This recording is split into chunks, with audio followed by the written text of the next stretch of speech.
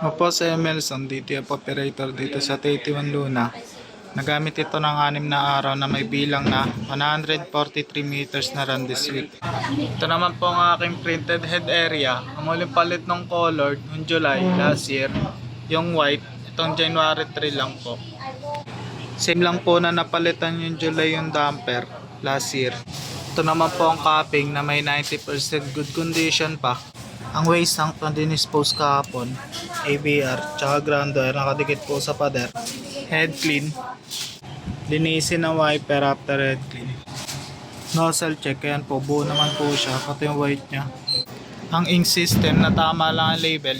Nandito naman po stock namin ng anyos, white, tsaka powder. Dito naman po yung DTF film.